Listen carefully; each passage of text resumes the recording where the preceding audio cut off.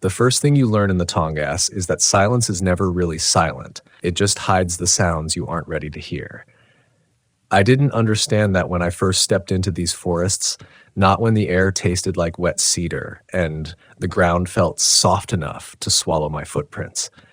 Back then, I thought I understood wilderness. I thought my training and my instincts were enough. But the Tongass has its own rules, and if you ignore them long enough, it shows you what waits between the trees. My name isn't important. What matters is that for most of my life, the woods were the only place I felt truly steady. I grew up in a fishing town along the southeastern coast, where the mountains leaned directly into the ocean and the fog crawled through the streets like a living thing. My mother used to warn me not to wander past the tree line alone, not because of bears or wolves, but because, she said, the forest remembers everything. I used to laugh at that. I believed in things I could see and things I could track, not in whispers carried through pine needles or shapes caught in the corner of your eye. But years pass, and you find yourself drawn back to the places that shaped you. When I joined the Forest Service and was assigned to a sector of the Tongass, I told myself it was a practical decision.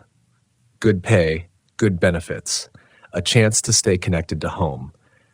But deep down, I think I wanted to face whatever it was I had always felt lurking in that green darkness, some quiet, unsettled pull that I never fully understood. Those early days were simple, almost peaceful. I was 34 then, old enough to have seen some things, but young enough to pretend I wasn't carrying them.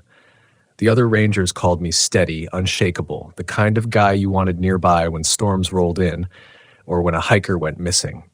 They didn't know that most nights I sat on the back steps of the ranger cabin staring into the forest, waiting for something I couldn't name.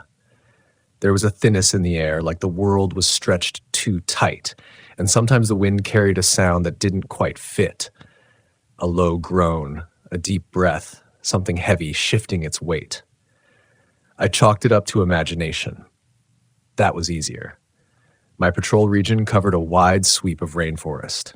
Steep ridges, moss-covered valleys, old logging roads half-eaten by ferns. I spent long hours hiking alone, checking campsites, clearing debris from trails, and making notes on wildlife sightings.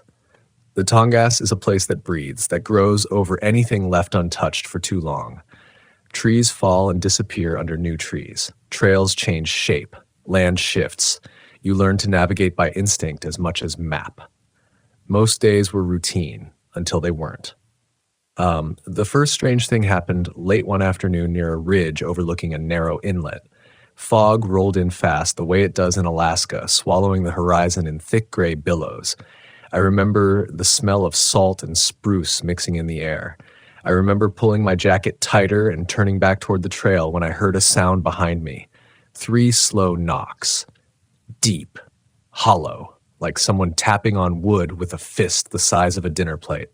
I froze. Every instinct I had went sharp and bright. The knocks came again, then a third time, louder. At first, I thought it had to be a tree shifting or a branch falling in the wind. That's what I told myself as I scanned the fog. But there was no wind. The forest was still, too still. I raised my radio, but before I could speak, something else reached me through the mist, a smell so out of place it punched through the cold air. Musk, sweat, damp fur. Like an animal had been standing right beside me moments before I arrived, but there were no tracks on the ground, no broken branches, no sign of movement, just the smell, and the pressure of being watched from somewhere I couldn't pinpoint. I stood there for a long minute, listening to the quiet that was no longer quiet at all. A part of me wanted to call it in, but I knew how that would sound. A noise, a smell. A feeling, not exactly the kind of thing that makes it into the incident logs. So I kept moving, but I felt it again the next day, and again the day after that. Small things at first. Pine cones arranged neatly on the cabin steps, though no one claimed responsibility. Scrapes high on tree trunks, higher than any black bear in the region could reach. A low hum at night, like distant chanting carried through the forest floor. I kept trying to rationalize it. Weather, animals, settling wood, but Rationality only works until the evidence stacks higher than the excuses. The Tongass has stories. Every forest does. But the ones here linger in a way I've never experienced anywhere else. Local residents don't talk about them openly, not unless the firelight is low and the night is old. They speak of tall shapes that move between the trees, of shadows that don't belong to anything seen by day. Some swear they've heard footsteps outside their homes at night, slow, deliberate steps, like something circling, studying, deciding. I used to dismiss those stories. I don't anymore. One morning, about 2 weeks after the knocking incident, I was making my usual trek toward an old cave system near the base of a mountain ridge. The caves weren't on any official map, but the locals knew about them. They claimed the forest swallowed them slowly every year, that the earth shifted around them like it was breathing. I had been tasked with surveying the area for potential hazards after a rockfall had partially blocked the main entrance. When I reached the site, I noticed something strange immediately. The cave mouth was larger than I remembered, much larger, as if something had clawed away the debris instead of letting gravity do the work. Fresh gouges marked the stone. Deep ones. Too deep for any animal native to the region. I knelt and touched the marks. The rock was cold, but there was a faint scent clinging to the surface, the same musk I had smelled on the ridge. That was the moment when denial became more work than acceptance. I should have radioed it in. I should have waited for the team. But something about that cave pulled at me, not curiosity, not duty, but something quieter, deeper, like the forest itself was urging me forward. I stepped inside, letting the dim light fade into darkness behind me. The temperature dropped instantly, breath turning into mist. Water dripped somewhere in the distance. The air felt heavy with age, like the cave was holding its breath, and then I heard it again. 3 knocks. But this time they came from far deeper inside. I raised my flashlight, and the beam quivered just slightly. Not from the cave floor, not from the cold, but from something inside me waking up, something instinctual and old. Fear. The kind you don't admit to anyone, the kind you carry alone. I took a single step deeper into the cave. Something moved, and that's when the whispering began. The whispering wasn't words at first. It was more like a vibration, a thin tremor in the stone that spread through the soles of my boots and climbed slowly up my spine. I held my breath and listened, the flashlight beam trembling against the cave walls. Drips echoed from somewhere ahead, each one falling too evenly, like a metronome keeping time for something hidden deeper within. My instincts pulled in 2 opposite directions, one part of me screaming to turn back, the other leaning forward, drawn toward that unnerving sound. The whisper grew clearer, a soft scraping, rhythmic, then a hush, like breath being pulled through teeth. I took another step, then another, each one measured. The cave walls narrowed, then widened into a chamber where my light reached only a fraction of the shadowed ceiling above. The air felt thick, as if something massive had passed through recently, stirring dust that now settled in slow motion. Then the scent hit me again. That same musky, animal heaviness, but stronger, richer, tinged with something metallic like warm iron. It filled my lungs. I felt my fingers tremble. I raised the light, and for a split second, the beam caught something on the far wall. Scratches, deep and deliberate, carved into the stone in sweeping arcs. Not claw marks, not gouges from rockfall. These were symmetrical, patterned, almost symbols. I'd never seen anything like them. They curved in shapes that made no sense to the eye, but triggered something instinctive in the gut, some buried recognition I couldn't justify. The whispering shifted. It sounded closer. I strained to pinpoint the direction, but the cave twisted sound like a maze. What I could hear didn't match what I could feel. The air on my left grew colder. The scent came from the right. I steadied my breath, forcing myself to think like a ranger, not a terrified animal cornered in the dark. That's when the stone beneath my feet vibrated. Not a tremor from above, not seismic activity, but a deliberate pulsing thump, like something enormous lowering its weight one step at a time. Thump, thump, thump. Each impact drew closer. I flicked off my flashlight instantly, plunging myself into pure blackness.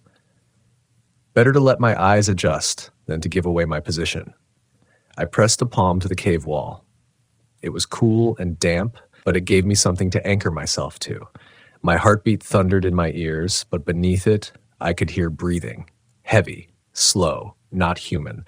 Then the knocking returned. 3 knocks, low and resonant, echoing from deeper inside the cave, but another set of knocks answered from somewhere behind me. 3 more. This time higher, sharper. 2 different sources, 2 different rhythms, reacting to each other. I don't remember making the choice to move. My body did it for me. I crouched low and began to backtrack toward the entrance, keeping one hand on the wall. My thoughts weren't thoughts at all, just instinct, just survival, just the primal certainty that something in that cave was aware of me now. The whispering grew louder, rising into a breathy chant. The knocks overlapped. Something scraped against stone, slow and deliberate, like fingertips trailing along the wall. Then a low grunt, deep, resonant, powerful enough to vibrate in my ribcage. I could breathing now. Not close enough to touch me, but near enough that the air shifted with each exhale, carrying the musk that filled the chamber. I reached a fork in the tunnel and froze. My mind raced. Had I turned right or left on the way in? The darkness distorted my sense of direction. My memory blurred under the pressure of fear. The whispering shifted again, this time forming something rhythm-like. Not language, but intention. Urgency, a warning, or a lure. A faint glow flickered at the edge of my vision. For a moment, I thought my eyes were playing tricks on me. But no, there it was, reflecting dimly off wet stone. A pale, wavering light. The entrance. I moved faster, nearly stumbling, but caught myself against the wall. Behind me, something let out a guttural rumble, low, almost questioning. I didn't look back. I didn't dare. My boots struck loose stones as I ran, the sound echoing wildly around the narrowing tunnel. The knocks followed me. 3, then 3 more, loud enough to rattle dust from the ceiling. I burst out into the gray daylight, lungs burning. The fog outside had thinned, giving shape to the towering pines surrounding the cave entrance. The forest felt open, alive, breathable after the suffocating darkness.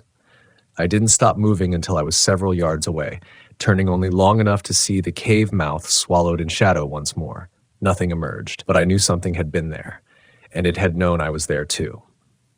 I radioed in a report, partial collapse risk, unstable interior, unsafe for further entry. That was the official version.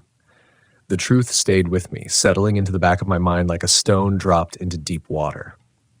I hiked back to the cabin in silence, every sound in the forest amplified. Branches creaking overhead, distant water, wind weaving through mossy trunks. Even the ravens seemed quieter that afternoon. When I reached the cabin, I stood on the porch steps, trying to steady my breathing. My hands still trembled. I told myself it was adrenaline, that my brain was exaggerating what I'd seen in the darkness. But some instincts don't lie. Inside, I lit the stove, made coffee, and sat at the small wooden table by the window. I watched the tree line as the day drained into evening. Shadows stretched. Fog thickened. The cabin seemed smaller than usual, as if the forest pressed closer with every passing hour. Then I noticed something I'd somehow missed earlier. On the porch railing, just to the right of the steps, sat a single pine cone. Not unusual in itself, until I saw the others.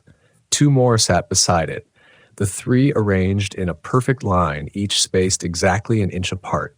I hadn't placed them. No ranger had visited. No wind could have arranged them that neatly. 3 pine cones. 3 knocks. I stepped outside cautiously. The air had a strange stillness to it, the kind that makes animals go quiet. I scanned the tree line, listening. Nothing, no movement, no footfalls, no rustling brush. But the scent returned, faint but unmistakable, musk, damp fur, earthy weight. It hung in the air like the memory of a breath. I picked up one of the pine cones. It was fresh, fallen recently, sap still sticky along one edge. The center was warm, as if something had held it in its palm moments before placing it there. I set it back down, exactly where it had been. That night I dreamed of the cave. The whispered hum echoed through my sleep. vibrating in my chest. I saw shapes moving behind the stone walls, tall, broad-shouldered silhouettes with arms too long and heads that swayed slowly side to side. Something whispered my name, not spoken but breathed, like wind being pushed through reeds. When I snapped awake, the cabin was pitch black. My pulse hammered. I sat up and strained to listen, and then I heard it, a soft scrape on the porch outside, then another, something dragging its fingertips across the wood. I waited, barely breathing. The sound dragged closer, stopping just outside the front door. For a moment, the world held its breath with me. Then came 3 gentle knocks, so faint it almost seemed like imagination. But it wasn't imagination. It was an invitation. The 3 knocks faded into the darkness, leaving behind a silence so complete it pressed against my eardrums. I stayed frozen in my bunk, listening to my own breath filter in and out, trying to decide whether I had really heard what I thought I'd heard. The cabin's wooden walls creaked softly with settling temperature, but beneath that normal sound was something else, an absence, as if every creature within a mile radius had paused to listen as well. I swung my legs over the edge of the bed slowly, be careful not to make the floorboards groan. The cabin was cold enough that my breath clouded faintly in front of me. I reached for the flashlight on the nightstand and clicked it on. The narrow beam cut through the darkness, illuminating the old wooden desk, the boots by the door, the gear hanging on hooks along the wall. Everything looked normal, untouched. But normalcy meant nothing here. Not after the cave.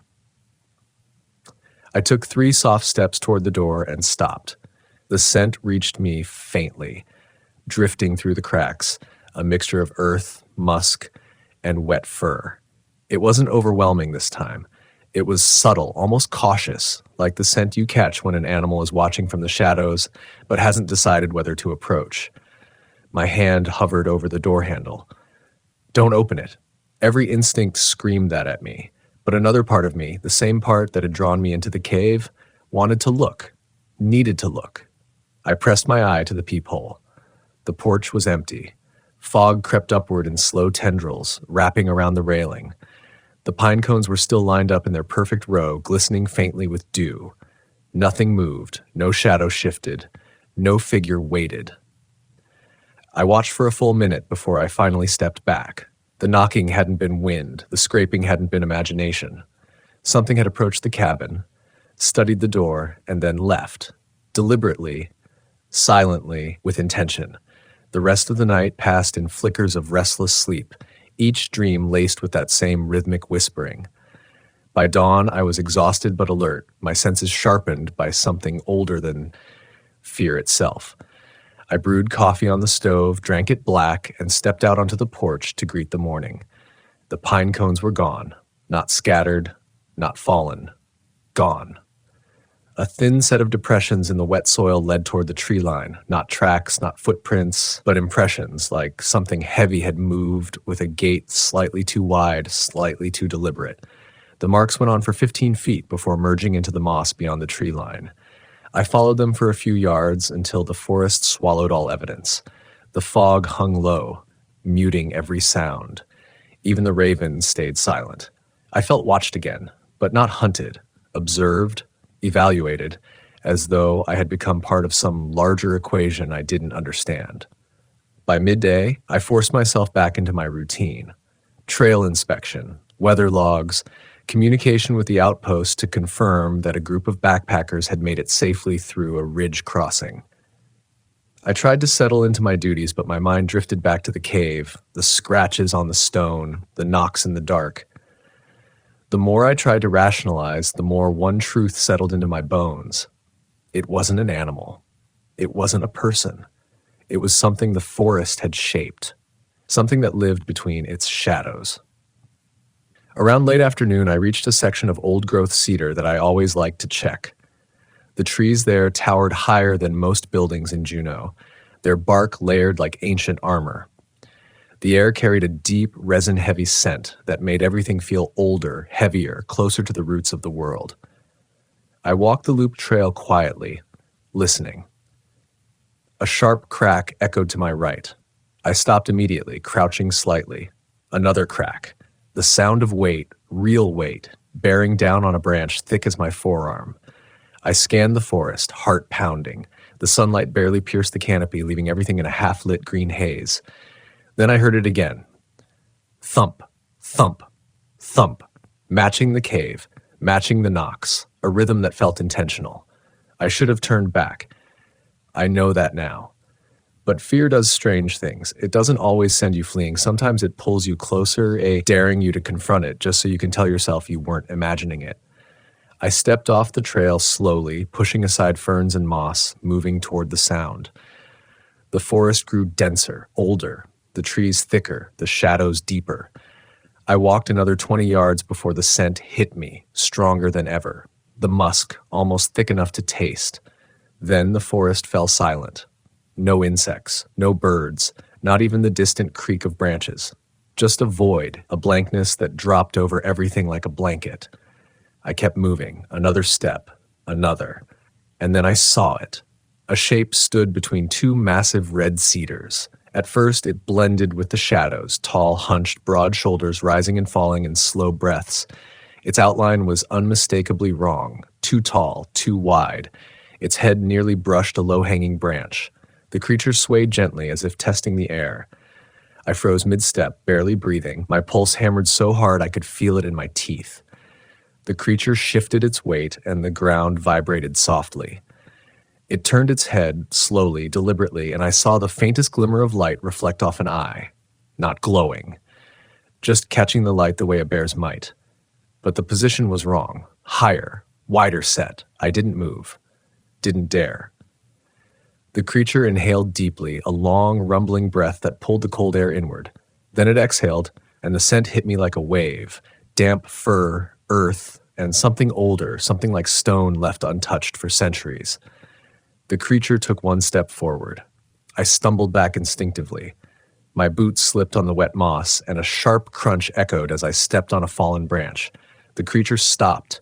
The forest held its breath. Then, almost gently, it made a sound, a low, resonant hum rising at the end like a question. I had heard that hum before, in the cave.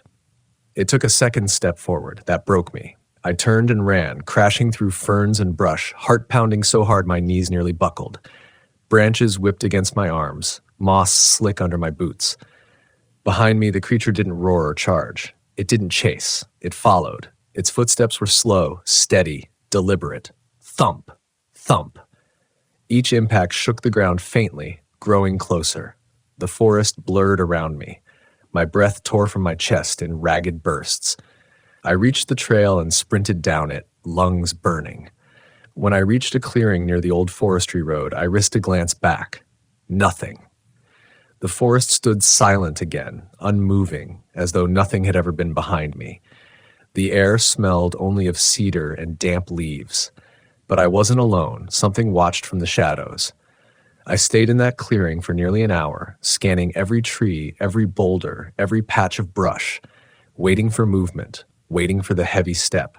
But the forest offered nothing. When I finally made it back to the cabin, I locked the door behind me, shutting out the last of the daylight. Every instinct I had screamed that I had crossed a line that couldn't be uncrossed. The knocks, the tracks, the cave, they were all pieces of something bigger. And now whatever lived in the Tongass knew my scent, knew my fear, knew where I slept. Night fell slowly, dragging a thick darkness across the treetops. I sat at the table with my radio, listening to static hiss softly through the speaker. The forest pressed tight against the windows. Then, from somewhere deep in the dark outside, a single distant knock echoed. Just one. Not a warning this time. A reminder. I barely slept that night. Every time the wind brushed against the cabin, I jolted awake, certain I would hear another knock, another slow step across the porch. But the forest stayed quiet, holding its breath around me. It was the kind of silence that didn't soothe. It smothered. By dawn, my nerves buzzed like wires pulled too tight. I left the cabin before sunrise, breathing the cold air in sharp gulps, hoping that movement, any movement, would set my thoughts straight. I followed a familiar route along a ridge line overlooking the inlet, a trail I'd walked dozens of times before. Usually there was comfort in its predictability, the way the ground softened under moss, the way the pines opened just enough to reveal the silver sweep of water below. But today, everything felt different. The forest wasn't watching me from afar anymore. It was waiting. Halfway up the ridge, I found something that stopped me in my tracks. Scratches on the trees, not the kind you find from black bears marking territory. These were too high, too angled, too deliberate. They spiraled around the trunks in smooth arcs, identical to the markings I'd seen carved into the cave wall. The moment my eyes recognized the pattern, a shiver went through me. Something had followed me up here. Or maybe it had been here long before I arrived, tracing its symbols through the forest like a language only the trees could understand. A memory slipped in, my mother's voice from years ago, warning me about the forest remembering everything. I had dismissed her fears as superstition, but now, seeing those symbols again, I felt the weight of something ancient settle on my shoulders. The air shifted behind me. I turned so fast, my boots skid on the damp soil. Nothing. Just fog weaving through the undergrowth. But the scent was back. Faint but unmistakable. Musk, earth, something warm and living. It lingered like the trace of something that had just passed through. I scanned the ridge, muscles tight, breath caught halfway in my throat. Then I heard it. Not a knock, not a growl, a call, a low, wavering howl that slid through the trees like smoke. It wasn't a wolf, too deep. Not a bear, too resonant, with a rise and fall that sent a chill through my stomach. It vibrated the very air around me, sending birds bursting from the canopy. A part of me wanted to drop to the ground and cover my ears, but another part, the ranger in me, listened. And beneath the howl, almost lost, I heard something else. A clearer voice. A human voice. Faint. Calling for help. I broke into a run. Branches whipped against my jacket, the fog swallowing my legs as I sprinted toward the sound. Whoever it was, they sounded desperate, the kind of desperation that stripped away reason, the kind of voice you run toward without thinking. I reached a ravine at the edge of the ridge and skidded to a stop. The ground fell away into a steep drop. Below, shrouded partly in fog, a narrow clearing stretched between massive old-growth trees. A figure stood at its center, a lone hiker, clothes torn, arms wrapped around themselves as if freezing. They looked up at me. Their face was pale, eyes wide and bloodshot. "Help me." The words formed weakly. Their voice cracked, barely more than a breath. I scanned for a way down. There was a slope on the far side of the ridge, manageable if I moved carefully. I looped around, sliding down the incline, hanging on to roots and branches to keep balance. The air felt wrong, too still, too cold. But I kept going until my boots hit the mossy floor of the clearing. The hiker stood motionless, shivering. I approached slowly, raising my hands. "You're all right? I'm a ranger. Let's get you warm," and the figure tilted their head. Too smoothly, too slowly. And then I saw it clearly. Their feet weren't touching the ground. They hovered an inch above the moss, swaying slightly, like a puppet caught in a breeze I couldn't feel. Their eyes locked onto mine, and something behind them, a shape, a massive shadow, shifted between the trees. I stepped back. The hiker's mouth opened far wider than it should have, skin stretching unnaturally. The howl rose again, right behind me this time, echoing through the trees with a depth that made the ground tremble. The shadow moved. A towering figure stepped into the clearing, rising to its full, impossible height. Broad shoulders, long arms, the faint outline of fur catching the weak morning light. It wasn't just tall, it was massive, powerful, a creature sculpted from the very forest around it. But its eyes, when they turned to me, held something unexpected. Recognition. Not of me, of the scent I carried, of the cave I had entered, of the fear that marked me now like a trail of breadcrumbs leading straight back to this moment. The hiker shape drifted backward into the fog and vanished, dissolving into the mist like a mirage. The creature remained, studying me in a slow, deliberate way that made every instinct in my body scream to flee, but my legs wouldn't listen. Then it raised its hand, not to strike, to point, toward the ridge, toward the cave. A guttural rumble vibrated from its chest, rolling through the clearing like thunder beneath the earth. A warning, a demand, or a reminder of something I still didn't understand.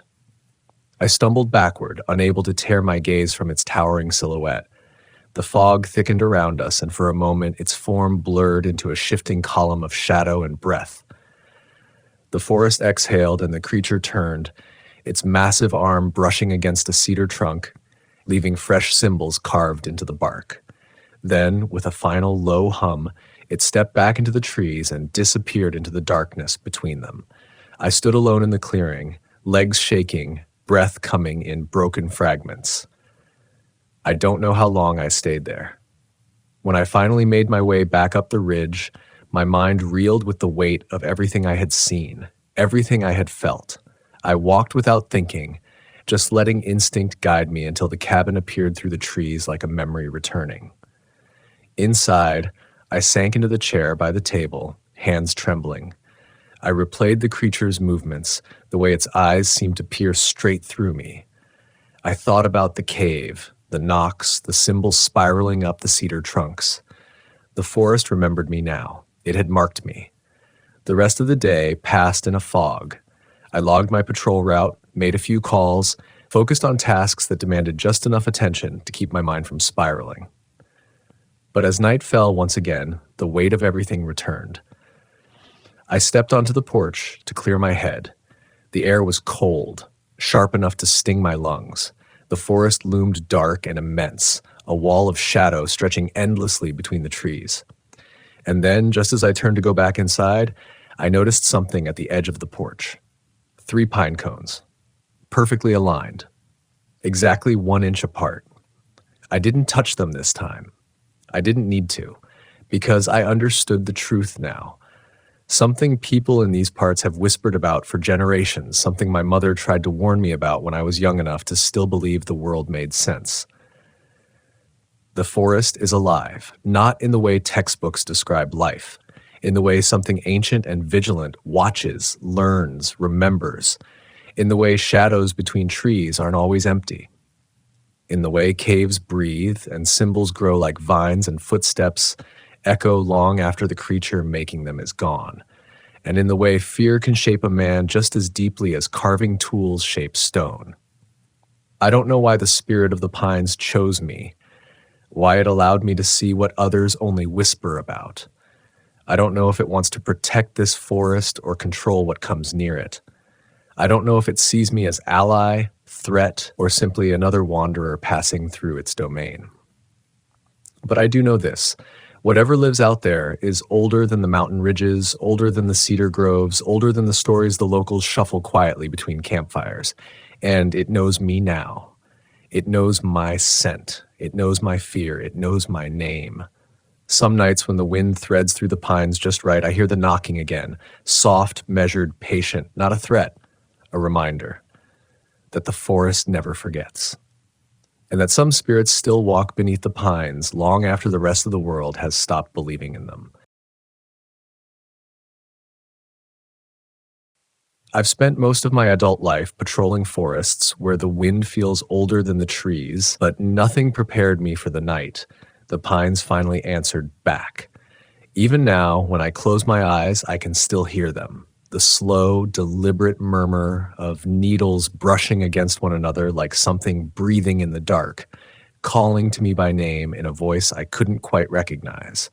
That sound marked the beginning of everything that would change me, reshape the way I understood fear, and force me to confront truths I had buried deeper than any trail marker.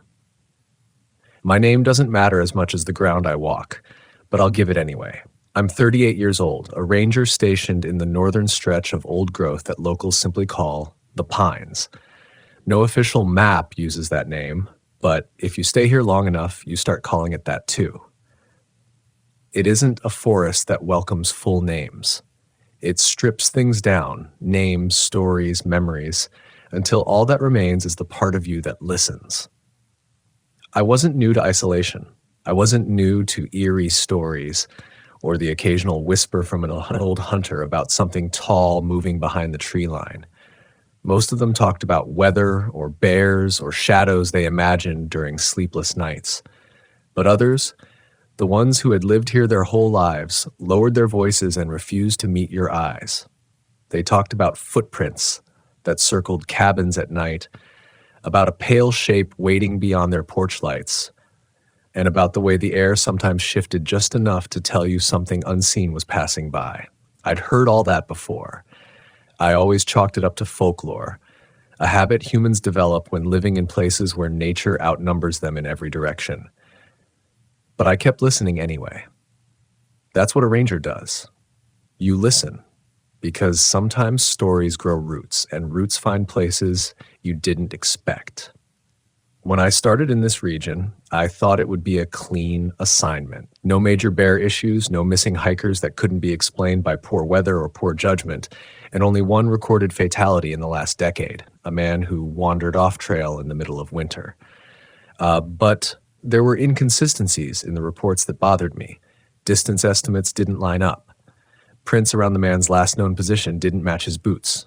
No definitive predator tracks either. It was ruled an accident. Probably was one. Probably. Still, I felt something unsettled about that report, but I pushed it aside in the same way I pushed aside personal doubts, quietly and with practiced discipline. I had a job.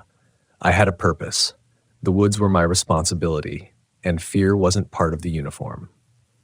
The season began the same as always: early patrols, clearing storm debris, helping new campers understand the basics. People underestimate forests. They underestimate how quickly temperatures drop, how easily the mind invents sounds in the dark, how silently predators can move. My job wasn't to protect them from monsters. It was to protect them from themselves. But the pines had other ideas for me. It started with small things. A trail I had mapped dozens of times suddenly shifted, markers out of alignment by several feet. It shouldn't have been possible. They were nailed into thick, healthy trunks that didn't sway enough to uproot anything. I thought maybe another ranger had moved them. Maybe someone played a prank. Maybe I misremembered the exact spacing. You rationalize. It's what humans do when the world you rely on begins to tilt. Then came the sounds. Not typical forest sounds, not branches snapping under deer hooves or owls calling across the canopy. These were rhythmic, spaced almost exactly, like footsteps too heavy for any animal I knew. I never saw anything, and every time I swung my light toward the trees, the sound stopped instantly. No retreating crunch, no scattering of leaves, just silence. Silence is worse than noise. Silence is a choice. I told myself it was nothing. Told myself that shadows are just shadows. Sound travels strangely through old growth, and fatigue makes patterns out of randomness. But the shift inside me had already begun, an unease I couldn't ignore. Still, I kept to the script of my training. Observe, assess, remain rational. Whatever I heard wasn't following me. It wasn't threatening me. It was simply aware of me. Locals noticed the change before I did. Around here, people read faces the way others read weather patterns. On my supply runs to the general store, I caught glances from folks who'd known these woods since before I was born. They saw something in me, maybe tension in the shoulders, maybe the way my eyes drifted toward the tree line, even when my hands were full. One elderly woman, her hair loosely braided and her voice barely above a whisper, told me I needed to sleep with pine resin near my door. She said it keeps the spirits respectful. I laughed politely and brushed it off, but her expression didn't change. She wasn't joking. Another man, a logger with deep grooves in his palms, told me nobody should patrol alone on nights when the wind refuses to change direction. I asked him what he meant by that. He shrugged and simply said, "You'll understand." They always talk that way, half warning, half superstition. You live long enough in the same woods and you create meaning where there is none. That's what I thought back then. Looking back now, I realized they weren't warning me about creatures. They were warning me about the forest itself. One evening, close to dusk, I headed out to check a report of a cave-in along a remote ridge. The pines weren't known for cave systems, not deep ones anyway, but a recent tremor had caused some shifting underground. My job was to assess potential hazards. Nothing unusual. I set out with the last of the daylight behind me, expecting a short investigation and a quick return. But the deeper I walked, the more I felt watched.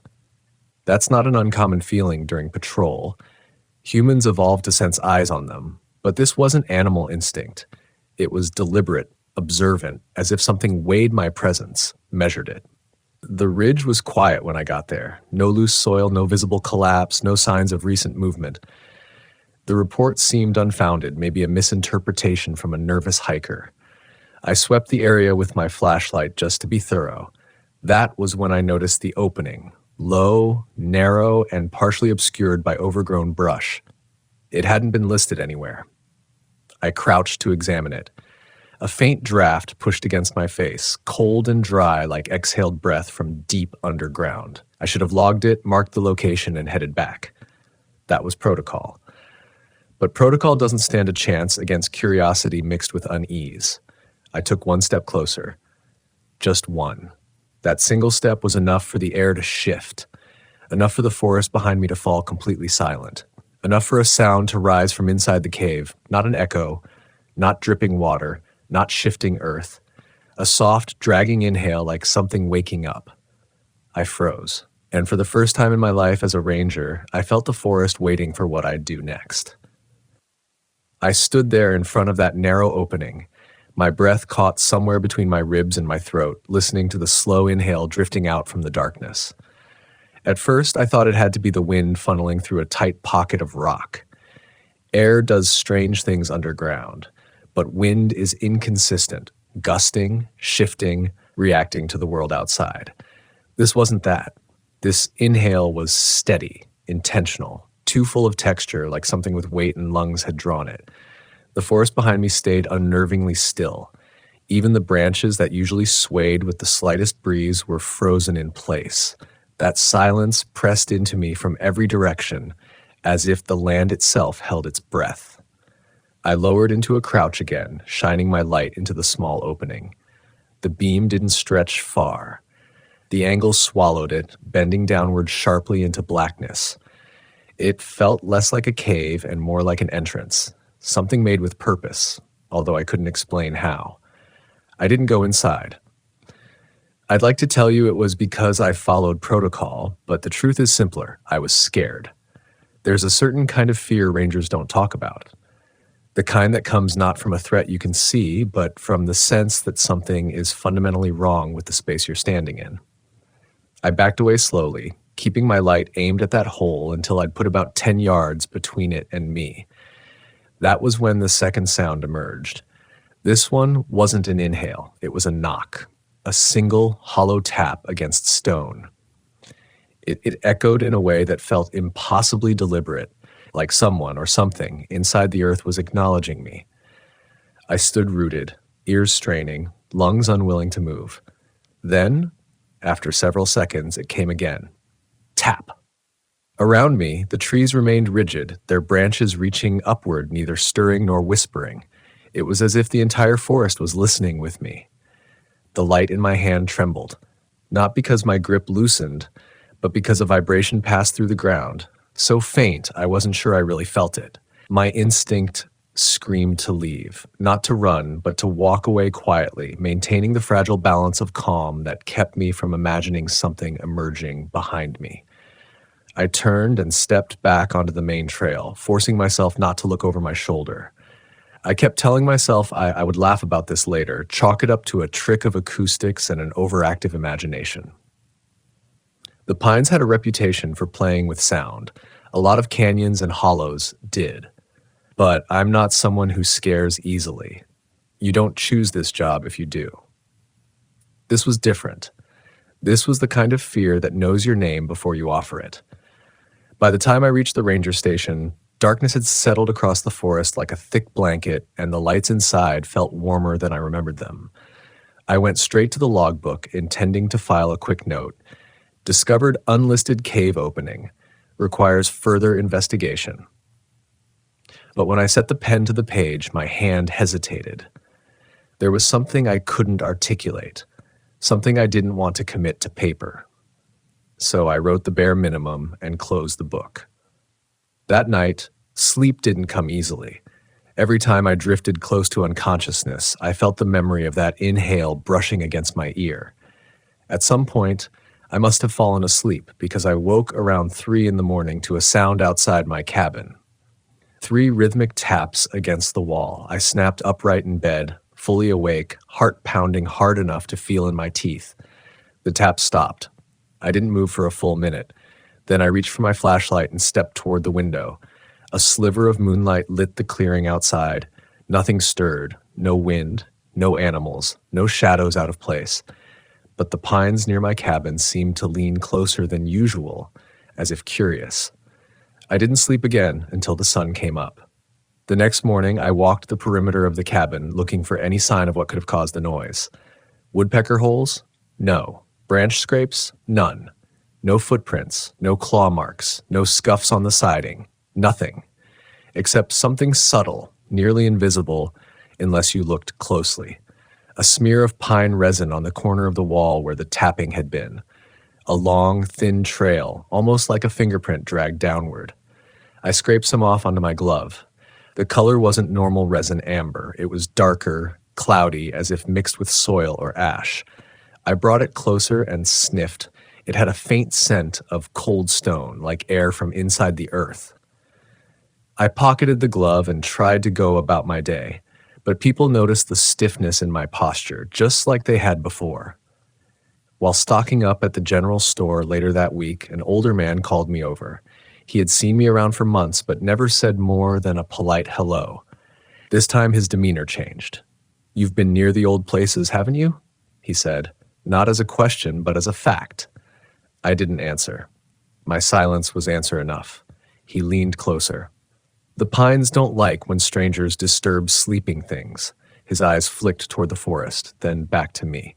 "Don't go back there alone." I wanted to tell him I wasn't afraid, that I was trained, rational, that nothing I saw or heard justified superstition. But some part of me, the part that stood frozen before that breathing cave, held my tongue. It was almost 2 weeks before I returned to that ridge. During that time, other things began happening. On patrol, I found tracks on trails that made no sense. Huge impressions in the soil, shaped like elongated footprints, but too wide at the forefoot, as if a human foot had been stretched unnaturally. The stride length was massive, 6, maybe 7 feet apart. At first, I assumed they belonged to an elk or moose, distorted by melting snow. But when I followed them, they went places no hoofed animal could navigate. Sharp inclines, narrow ledges, dense thickets. The prints always ended abruptly, sometimes in the middle of a clearing, as though the creature had stepped up into thin air and vanished. I didn't report those. I should have, but I didn't. Even rangers have their limits of what looks credible on paper. One night, while checking a remote campsite, I heard something moving behind me. Slow, heavy footsteps. They stopped whenever I stopped. When I shined the light toward the sound, nothing was there, but I could feel something close, something large, like breath pushing against the air from a body I couldn't see. I told myself it was a trick. Sound bouncing strangely between trees, maybe my nerves misfiring. But deep down, another explanation crept in, one I tried not to acknowledge. And then, everything escalated at once. A missing person report landed on my desk. A young man, 23, last seen hiking near the same ridge with the cave opening.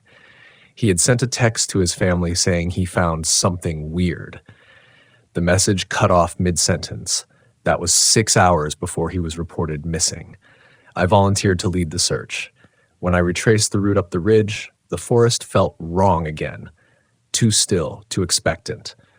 The cave was exactly where I left it, but this time the brush around it had been disturbed, not cut or torn, pushed aside. Something wide had moved through it, and on the ground, half buried in the dirt, was a single human footprint, his. But next to it, overlapping slightly, was another, larger, deeper, and shaped in a way no human foot ever should be. I crouched and studied them. The earth around the larger print seemed compressed more heavily toward the front, like the weight had leaned forward at an unnatural angle.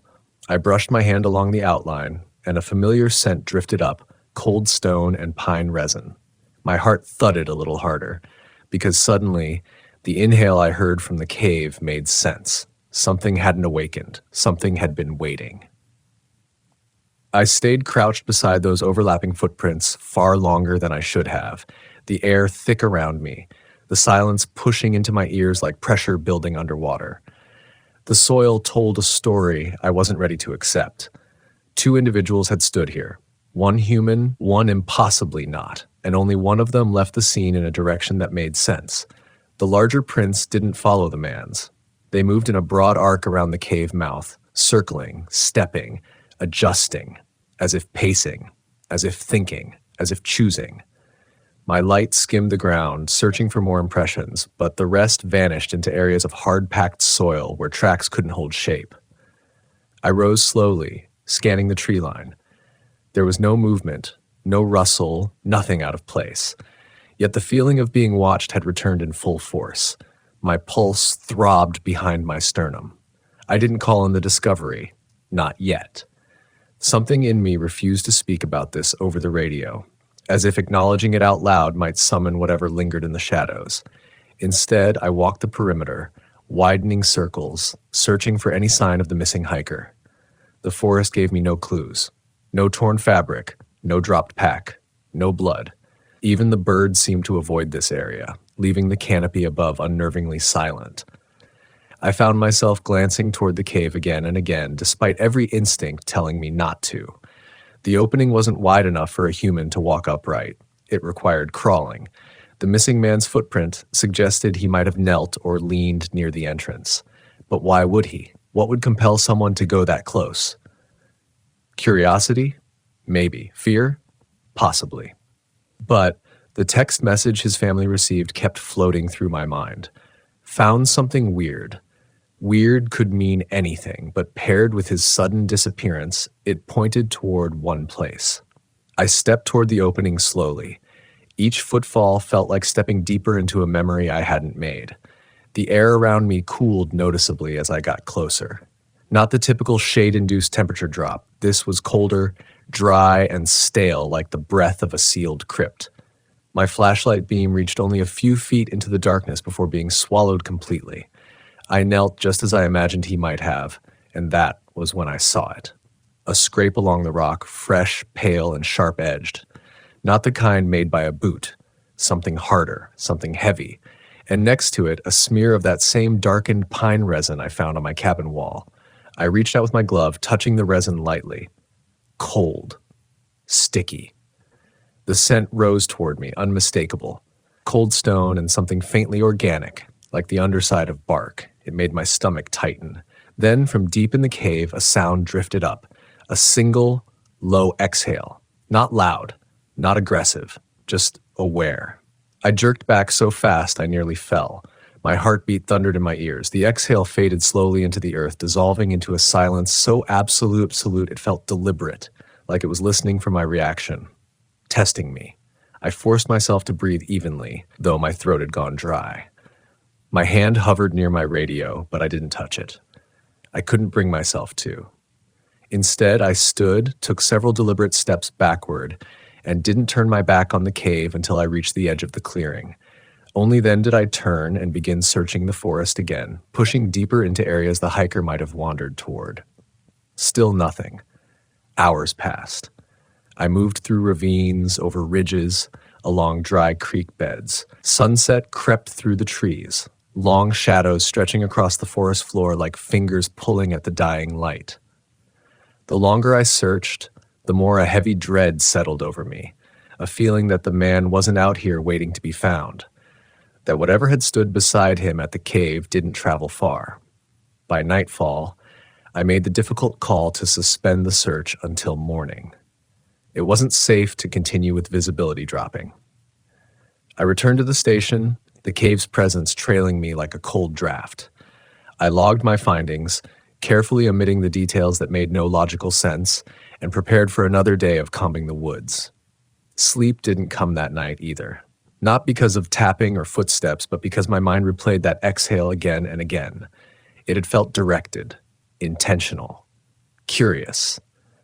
And the worst part wasn't what I heard. It was what I didn't hear. No scrape of shifting stone, no echo of movement, No sign of retreat deeper into the cave. Whatever exhaled had been close to the entrance, too close. It hadn't been hidden in darkness. It had been waiting just beyond reach. When dawn finally arrived, hazy and thin, I set out again with 2 additional rangers. We split the search area into quadrants. Protocol demanded teamwork.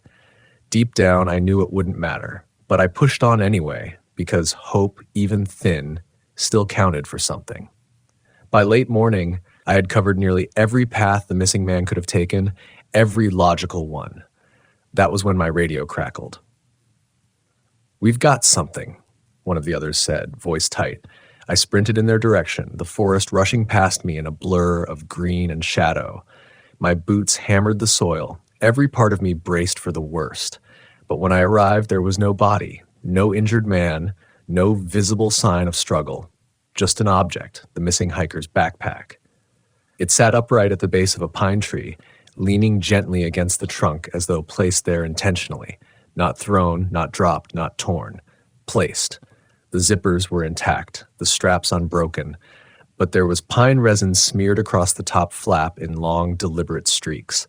I crouched, my breath shallow, studying the pattern. The resin wasn't accidental, it had been applied. The ranger beside me shifted uneasily. "Animal?" he asked. I shook my head.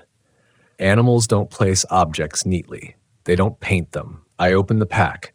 His water bottle was inside, half full. His jacket. A map. Headlamp.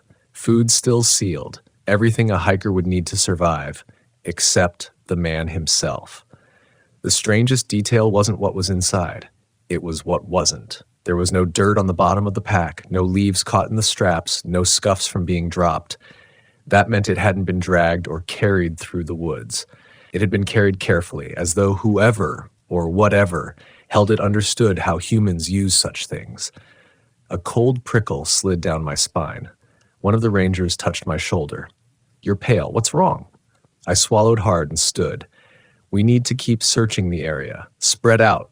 Look for anything. Footprints, clothing, signs." He doubled back. They nodded, but their expressions didn't hide their unease. Something about this area felt off to everyone. Even the birds overhead seemed to circle but never land, their cries distant and reluctant. We searched until late afternoon. Nothing new surfaced. No tracks, no scent trail for the dogs we brought in. It was as if the man had simply gone still, gone quiet in a forest that devoured sound. The sinking feeling inside me hardened into certainty. Whatever had inhaled in that cave, whatever had left those impossible footprints, whatever had touched my cabin wall, it had taken him. Not out of hunger, not out of rage, out of interest, as if collecting him, as if studying him, as if choosing him for something. That night, after another fruitless search, I sat alone at my cabin table, staring at my hands. Something inside me twisted, the first real crack in my confidence as a ranger. I had always believed the forest could be understood, measured, respected through knowledge and logic. But this wasn't logic. This was a territory ruled by something older, something that didn't operate within the boundaries of what I thought nature was capable of. And as those thoughts deepened, something began to knock again. 3 slow taps against my cabin wall. Then silence. Then 2 more. Then from the woods, a heavy exhale. The exhale drifted across the clearing like a cold veil sliding over the ground, thin but heavy enough that I felt it wrap around my ribs. It didn't come from any one direction. It seemed to rise from the forest itself or from beneath it. The kind of sound that makes you aware of your own heartbeat, steady one moment, then quickening with every breath you take. I stayed perfectly still in my chair, listening, my palms flat on the table, as if bracing for something to enter the room. Another knock came, this time softer, almost testing the resonance of the wooden wall. I stood slowly, flashlight in hand, though part of me wondered what good it would even do. The knocks weren't frantic. They weren't asking for attention. They were more like an acknowledgement, a signal, a reminder. I stepped toward the window, moving carefully, aware of every creak beneath my feet. The air outside was unnaturally still. Even the usual night insects weren't singing. The pines clustered in rigid silhouettes, unmoving. I saw no shape, no shadow shifting between trunks, no large figure waiting below. But the stillness itself was a presence, an audience. I unlatched the door as quietly as I could and stepped outside, aiming my flashlight toward the wall where the knocks had landed. The beam skimmed across the wood, illuminating nothing out of place. No marks, no scratches, no indentations. But when I ran my fingers along the siding, a slickness clung to them. I lifted my hand to the light. Pine resin. Dark. Thick. Cold. I wiped my fingers on my pant leg and pointed the light toward the forest. That was when I heard it. A distant, rhythmic crunch of leaves. Not approaching. Not retreating. Just pacing. Heavy steps, long intervals, slow and deliberate. The kind of stride that belonged to something confident in its place. And then just when I thought I had found the direction, the steps stopped. The forest fell silent again. I backed into the cabin and locked the door. Though the lock felt like a flimsy gesture, I sat down on the bed instead of returning to the table. Every ranger develops a sense for reading the woods, and right then, mine screamed one truth. Something wasn't observing me from a distance anymore. It was waiting for me to leave the light behind. I didn't sleep that night. My mind churned with possibilities none of my training covered. I thought of the missing hiker, his backpack resting neatly against a tree like an offering. I thought about the cave, the footprints, the exhale that wasn't merely sound, but intention. Fear, deep, existential fear, gnawed quietly at the edges of my reasoning. But beneath the fear was something more dangerous, compulsion. A pull I didn't recognize, tugging me toward the unknown like a whispered invitation. The next morning, I followed protocol. I reported the backpack and continued the official search with the team. We combed the forest inch by inch. Nothing. No scent, no drag marks, no sign the hiker had traveled anywhere beyond that ridge. After 2 days, the team began to lean toward the standard explanation. He went off trail, got lost, succumbed to exposure. But I knew better. It wasn't exposure. The forest had taken him somewhere else entirely. That evening, after the others returned to the station, I couldn't shake the sense that I needed to revisit the cave. Not because it was wise, not because it was safe, but because something inside me demanded answers more than it demanded caution. I left just as the last stretch of daylight thinned along the horizon. The forest greeted me with an unnatural quiet, branches stretched overhead like ribs of a sleeping giant. As I moved deeper, the familiar trails began to feel different, subtly altered. New shadows where none should be, slight changes in the tilt of the trees. I checked my map twice, then a third time, but the compass needle quivered faintly even without any metal interference. This forest had learned me. It knew my steps. It knew where I would hesitate. By the time I reached the ridge, twilight had dissolved into dusk, and the cave's entrance sat in the dim like a waiting eye. The air around it was cold again, colder than the rest of the woods. I approached slowly, light angled low, scanning for movement. Everything looked exactly as before. But when I crouched down to examine the entrance again, I saw something new. A fabric thread barely caught on a jagged stone. Gray-blue, frayed at one end. My breath hitched. It was the same color as the missing hiker's jacket. I reached for it with trembling fingers. Before I could touch it, a soft sound drifted from the cave. Not the inhale. A whisper. It wasn't language, not exactly. More like a shifting of breath that pressed into my eardrums, the same way distant thunder vibrates more than it speaks. Something inside me recoiled. Something else leaned forward. I stepped back, heart hammering, and aimed the light deeper into the opening. The beam didn't reach far, but for a moment, a brief, impossible moment, I thought I saw something glinting deeper inside. Not eyes, not movement, something reflective like wet stone. The whisper faded. In its place came that same soft tap I had heard at my cabin, 3 slow, hollow knocks. Only this time they came from below, inside the earth, resonating upward. My hands went cold. I knew better than to crawl into a space like that alone. Every ranger knew better. But curiosity is a predator, and it had its claws in me now. My instincts battled each other, duty versus dread, rationality versus something older. I retreated several steps, finally forcing myself back toward the trail. Then a new sound froze me mid-step. A distant call echoed through the trees, low, resonant, not quite human, not quite animal. A long, drawn-out wail that vibrated through my chest. It came from somewhere far beyond the ridge, but the tone was too close to a human voice in pain. I turned toward it despite myself, scanning the tree line. Nothing moved, but the cry came again, louder, closer, cutting through the air like the forest itself was carrying it deliberately toward me. My throat tightened. Was it him? The missing hiker? Or was something mimicking him? Animals mimic, birds, predators. But this wasn't mimicry. This felt like an invitation disguised as distress. And deep down, beneath fear, I recognized the cruelty of it. Whatever lived beneath these woods, it learned. And it adapted. I backed away again, nearly stumbling, and forced myself toward the station. The sound followed me for almost a mile, always distant, always just loud enough to keep me turning my head. By the time I reached the cabin, night had fully settled. I shut the door behind me and pressed my back against it, trembling in a way I hadn't since my first year as a ranger.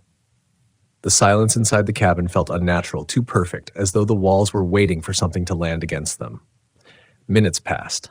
Then, tap. Soft. Deeper than wood. Right behind my shoulder. I spun, flashlight ready, heart slamming against my ribs. The wall was empty. No marks. No resin. Nothing. But something else struck me. The tap hadn't come from outside. It had come from inside the wall. A hollow cavity in a place where no cavity should be. I ran my palm along the paneling, feeling the wood. It was solid, sturdy, original construction. No signs of tampering. Yet when I pressed my ear against it, there was the faintest shift of air. Cold, stale, familiar. The same scent as the cave. Something had moved inside here. Or closer. Maybe beneath the floorboards. The forest wasn't trying to scare me anymore. It was trying to enter. That night, I sat awake until dawn with the flashlight on, waiting for the next sound. None came. But silence was no longer a comfort. It was a threat. And with the rising sun, one truth settled over me with iron certainty. It wasn't the hiker that the forest wanted now. It was me.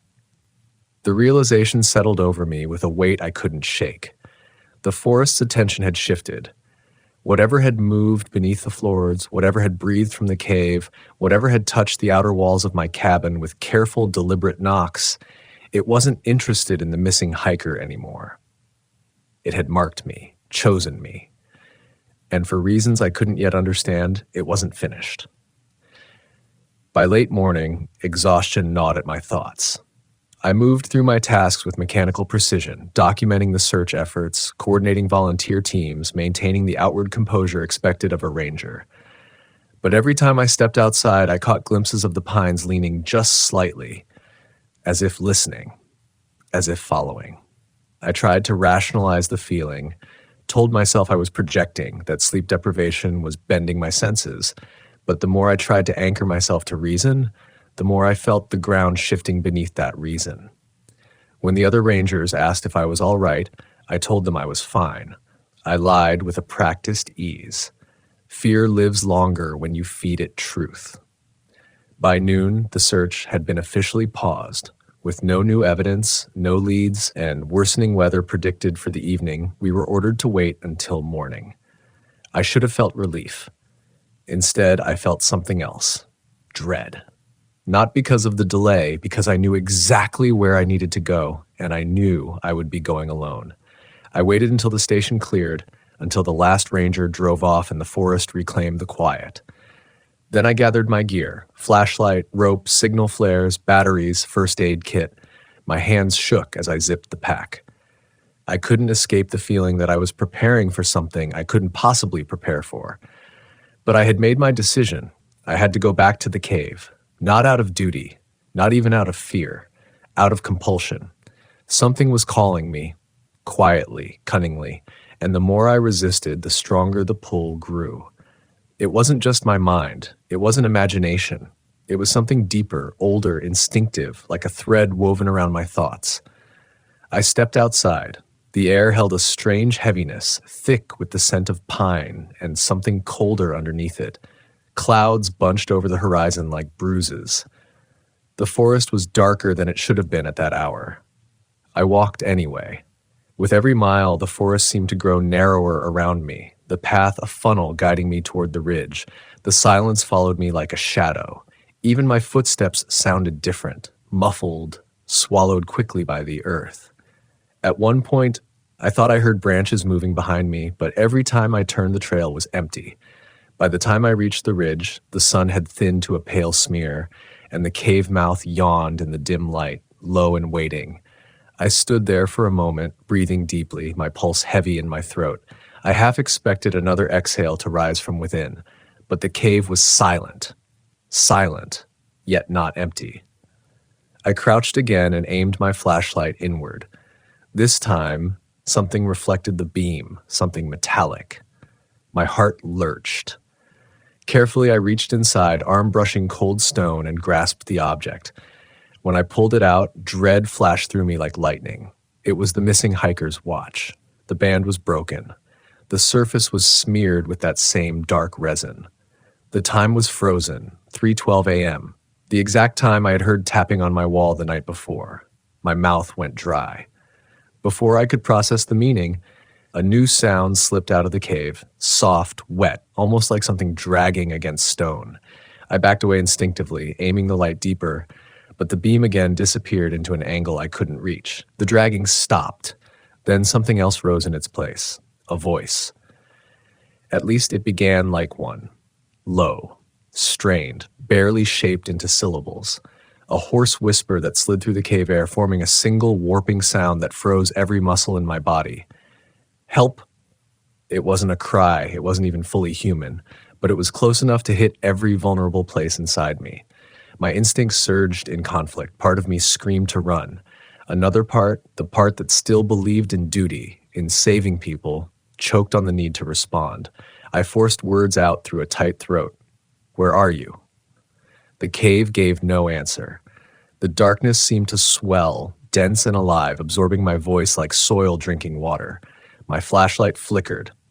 Then the voice came again, louder. Help me. This time, the inflection twisted mid-syllable. The me bent into a shape a human tongue couldn't form. The sound rippled against the walls and seeped outward, filling the clearing behind me with unnatural resonance. I stepped back. Then another sound followed. A heavy thud deeper inside, like something shifting its weight. Stone grinding, air pulling. I stumbled away from the entrance just as something scraped against the rock from within. Not claws, not hands. Something broader, sliding. A warning took shape in the center of my mind. You should not see it. I didn't know where the thought came from.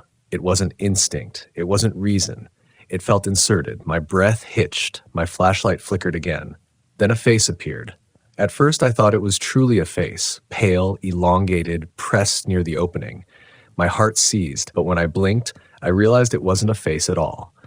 It was a patch of stone, damp and reflective in a shape my terrified mind desperately tried to assemble into something familiar. A cruel trick of shadow and fear. Except the shadow moved, the stone bulged, and something inside the cave inhaled violently, a deep sudden gasp like a giant waking from stillness. The pressure of that breath pulled cold air past my legs, through the opening, into the darkness.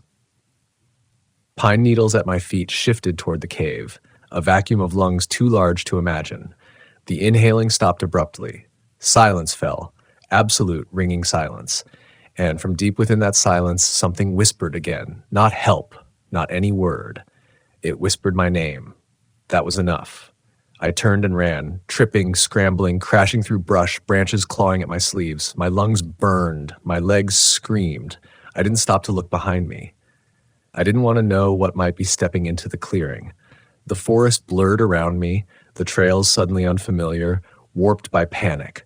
Something followed. I couldn't hear it. That was the worst part. The footsteps weren't heavy anymore. They were silent. When I reached my cabin, breathless and shaking, I slammed the door shut and collapsed to the floor. My flashlight flickered one last time before dying. The darkness pressed in. A minute passed. Another. Then, tap, right beneath the floorboards, followed by a slow, steady exhale rising from below, filling the small room with the cold scent of resin and stone. I crawled back until my shoulders hit the wall, my mind unraveling with terror. The exhale grew softer, closer, almost intimate. Then it stopped. The silence that followed was so complete it felt like the air had frozen. And then a whisper seeped through the boards, curling upward in a voice that matched my own breath for breath. Found you. I don't remember how long I sat there, trembling, listening, waiting for the floor to break open or the walls to hollow inward, but nothing came. Slowly, the air warmed again. Silence returned to its natural shape. My lungs began to move. By dawn, the whisper had faded, but something inside me had changed forever. I still patrol these woods. I still wear the badge, but I no longer trust the quiet. I no longer believe the forest sleeps when the sun sets. And whenever I pass the ridge, I feel the cave beneath the ground, breathing, watching, remembering. Locals still whisper stories about the spirits of the pines. Now I whisper them too, because they're not stories, they're warnings, and I've become one of them.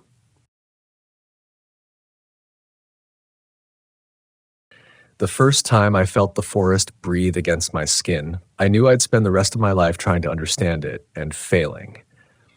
It was like a cold exhale pressed through the branches, sliding down my neck, as if the woods themselves wanted to see whether I'd shiver. I tell people I became a ranger because I loved the quiet, the solitude, the slow mornings, and pine-scented air. But the truth is simpler and heavier. I became a ranger because I was always afraid of the dark. And I thought the best way to conquer a fear was to live inside it. My name isn't important, at least not in the way names usually matter. I'm 41, and for the last 13 years, I've worked as a forest ranger in the Selway Bitterroot Wilderness along the Idaho-Montana border. People think of it as pine country, waterfall country, deep valley country. But the locals, the ones who've lived here for generations, call it something else entirely. They call it the Whisper Range. I didn't understand that at first. When the old men outside the general store warned me to keep my boots dry and my mind sharper, I thought it was superstition dressed as folksy wisdom. When the women packing groceries whispered that I shouldn't follow strange lights after dusk, I laughed it off as mountain paranoia. And when the kids on their bikes told me that the pines kept secrets, heavy ones, I simply smiled and told them the woods were just woods. But the longer I stayed here, the more the locals' eyes told the truth their lips danced around. This place wasn't just wilderness. It was alive in a way that made your bones listen. Most days, my job was straightforward. Trail checks, campsite inspections, visitor safety briefings, and the occasional rescue for hikers who underestimated the terrain. But the forest always felt watchful, like an old, tired thing that knew every footstep that touched its floor. And some nights, especially when the fog rolled in low and silver, it felt like the trees leaned just a little closer to hear me breathe. The shift where everything began started like any other. Late September, the air sharp with the scent of cold burning pine, the kind that snaps under your boots like old bones. I was posted near a trail junction called Holcomb Ridge. Locals avoided it, though no one would say why. Anytime I asked, they'd glance at the tree line as if it had ears, then change the subject. The more they avoided talking, the more curious I became. Curiosity is the quiet killer of this job. It doesn't pounce. It just walks you deeper and deeper into questions you should have left in peace. I hiked out that morning before sunrise, my breath drifting like smoke ahead of me.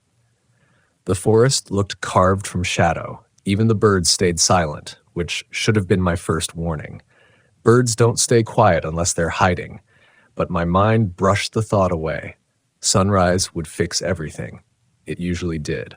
Around noon, I reached a campsite wedge-shaped between two pillars of granite. The logbook on the post showed that a group of 3 college hikers had checked in the day before. Smart kids, experienced, well-equipped, polite, the kind of visitors who didn't worry me, except they weren't there. Their tents were still standing, zipped tight, Their food was properly hung, too properly, as if someone had followed instructions with textbook precision. No signs of a rushed departure, no signs of struggle, no footprints leading away from camp. Just absence, thick and unsettling. Every instinct in my body whispered the same thing. They didn't walk out on their own. But I told myself the rational thing: they'd gone on a day hike and lost track of time. Except the sun had already tipped past its peak. And no hiker leaves camp without water. But 3 full water bladders lay neatly arranged beside a stump, untouched. Neatness, I've learned, is its own kind of warning. I radioed dispatch, told them I'd start a grid search. Standard procedure. My voice sounded steady, but my ribs were tightening, like someone was hooking cold fingers between them. As I headed deeper into the trees, the forest grew quieter. Not naturally quiet. Unnaturally so. No wind, no insect hum, not even the distant creak of branches. It felt as if everything was holding its breath. The silence pressed against my ears until it became a faint ringing, like a warning tone trying to hide behind stillness. About half a mile from camp, I found the first sign. A boot print. Deep. Deeper than any normal stride should make. Like the ground had softened just enough for something heavy to step into it. But the earth wasn't soft. It was dry, hard-packed, pine needles resting lightly on the surface. The print had sunk through them like a weight 10 times heavier than a person had pressed into the soil. I crouched beside it, exhaled slowly, and told myself it had to be an illusion. Maybe erosion, maybe an old animal track distorted by time, but the shape was unmistakable. Human. Large. Too large. A size 16 boot, maybe. But even that didn't sit right. The stride wasn't natural, the spacing wasn't consistent, as though whatever left it walked wrong, lopsided, uneven, dragging weight behind it. The hairs on my arms prickled. I followed the tracks because duty said I had to, but every nerve in my body whispered to stop. I kept thinking about the kids in the tents, their quiet manners, the way one of them had asked if the stars out here were as bright as old stories claimed. I didn't want to admit it, but I felt responsible for them. Their safety was my job. Their mistakes became my burden. The tracks led to a slope choked with deadfall and moss. The kind of terrain most hikers avoid because it twists ankles and swallows direction. But something had come through here. Straight through, ignoring the natural obstacles.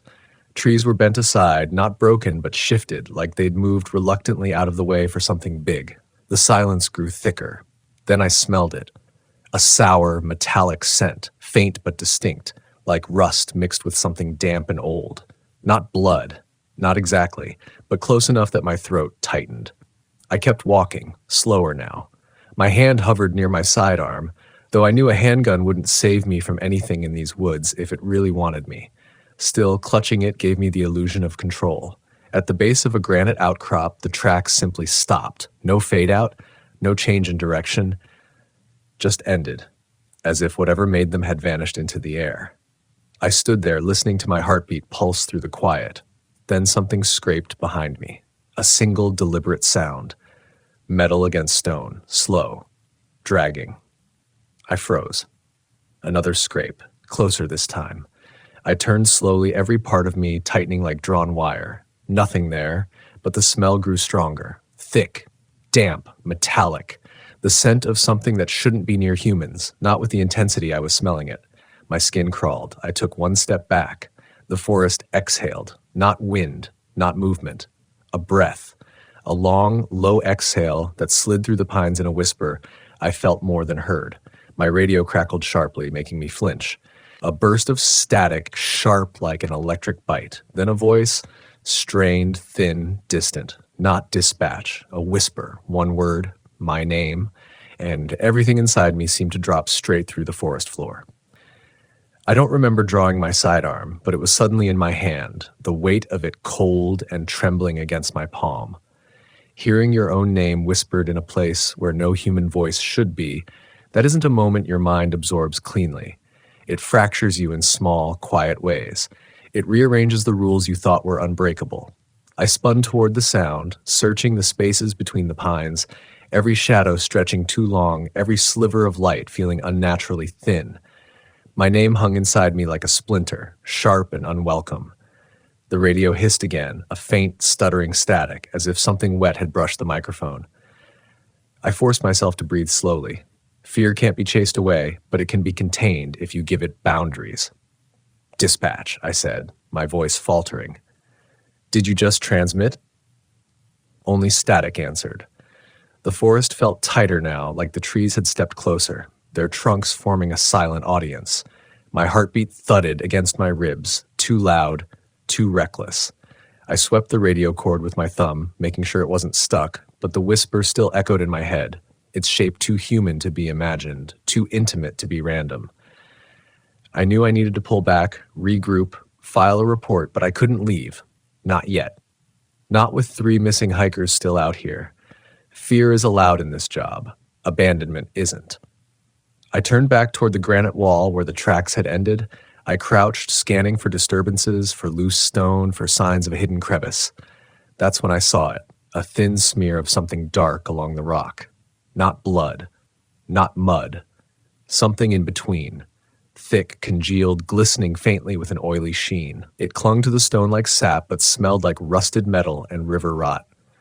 I touched it with the tip of a stick, just a quick test, and the substance clung like a living thing, stretching in a thin strand before snapping back.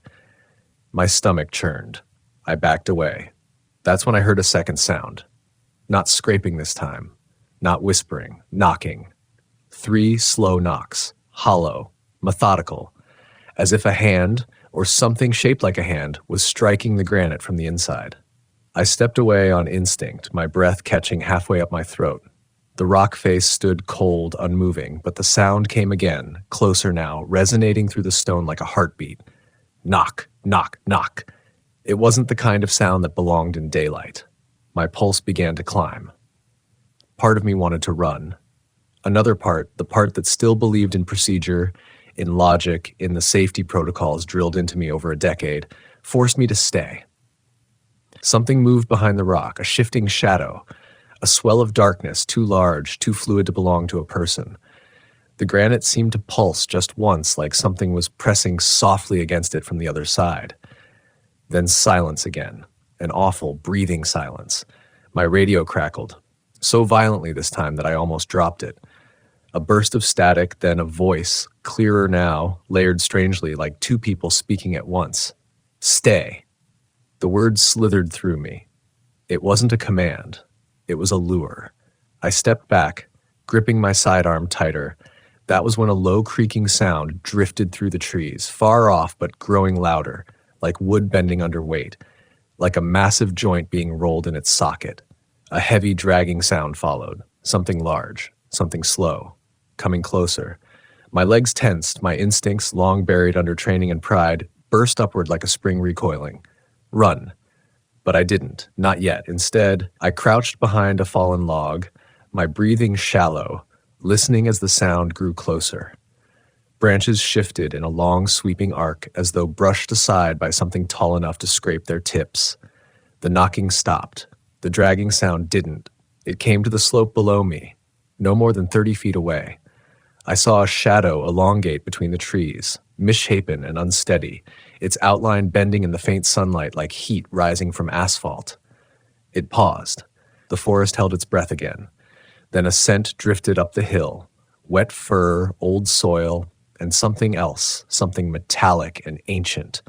My eyes stung from the intensity of it. Whatever was below me wasn't trying to hide its presence. I lay there, perfectly still, my body vibrating with the tension of a bowstring. A heavy footfall sank into the earth, then another. The impression of weight, immense, deliberate, pulsed up through the ground. A faint grunt rumbled through the trees, deep and guttural, followed by a slow exhalation that rattled the foliage. I closed my eyes for a moment. When I opened them, the shadow had shifted direction. It was moving toward the campsite, the kids' campsite. Every instinct in me snapped to a point. I stood, slow and steady, and began to follow. I kept my steps light, careful to angle down the slope where the trees offered the longest shadows. The thing moved ahead of me with a strange, uneven gait, as if its legs weren't built symmetrically, each step heavy enough to leave a depression in the earth. I stayed far enough back to remain hidden, but close enough that I couldn't lose it. The forest seemed to warp around its movement. Birds peeled away in waves, flying silent. Branches trembled even when nothing touched them. The scent lingering in the air grew stronger, thicker, coating the back of my throat like warm rust. 20 minutes passed. Maybe 30. I don't really know. Fear distorts time, stretches moments into long threads that fray at the edges. Eventually, the trees opened into the small clearing where I'd found the hiker's campsite. But something was wrong, terribly wrong. The tents now sagged as if brushed by something massive. The cook set that had been neatly placed on the stump was scattered in the dirt, and across the ground, drawn with perfect precision, were 3 elongated streaks, drag marks, cut through the pine needles into the soil. They led away from the campsite into a dark gully I had deliberately avoided earlier in my career. Not because of danger, but because locals spoke about it with the kind of dread usually reserved for graves. I knelt beside the drag marks. The edges were sharp, fresh. Whatever made them had done so less than an hour ago. One drag was wider than the others. Something cold brushed the back of my neck, not wind, not air. Something colder like a fingertip pulled from icy water. I spun around. The forest behind me looked wrong, angled slightly, as if the trees had leaned in when I wasn't looking. Their shadows stretched toward me like long arms. Then, from the gully, a low, moaning howl rolled upward. Not quite human, not quite animal, a sound that didn't belong to any creature I knew. It wavered, rose, cracked, like a throat trying to imitate a voice it wasn't built to form. Then it said a word, not clearly, not perfectly, but enough to freeze every muscle in my body. My name, whispered in a voice that was becoming less human every time I heard it. I staggered back. My chest tightened. The gully exhaled something cold and wet, a breath that smelled faintly of soil turned under moonlight and old, hollow places beneath the earth. I aimed my flashlight down into the gully. The beam reached the bottom and landed on something pale. A hand. Not moving, not twitching. A human hand, half buried in fallen needles. And there beside it, a second footprint. Massive, deep, unmistakable. My legs nearly gave out. Some part of me still hoped to find the hikers alive. Another part, older, more primal, knew that whatever had taken them wasn't done, and I was still standing far too close. Behind me, a branch snapped, loudly, deliberately. I turned toward the sound, heart thundering so hard I could feel it pressing against my throat. In the dark between the trees, 2 shapes glinted back. Eyes, but too high, far too high for anything human. They blinked once. And then the dragging footsteps started moving toward me. Section 3, 1,200 words, povers forward exactly where Section 2 ended. No summaries, no repetition, no labels. Those eyes didn't glow, not like storybooks claim. They reflected, the way a predator's eyes catch the faintest ripple of light and throw it back coldly. But what struck me wasn't their brightness, it was their height, at least 7 feet off the ground. Maybe 8. The kind of height that makes your instincts cave in on themselves. The dragging footsteps drew closer, slow and deliberate, the weight behind them making the dirt tremble in a faint, rhythmic beat.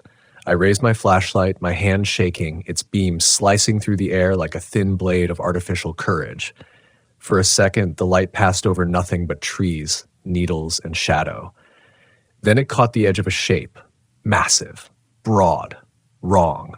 Not wrong because it was unfamiliar, wrong because part of it was familiar.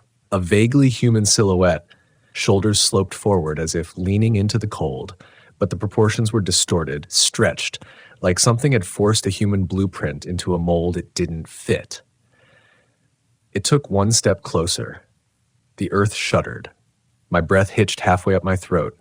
Fear thickened in my chest until I couldn't feel my own heartbeat. The flashlight trembled, jittering the beam, dancing light across patches of fur, dark, tangled, coarse.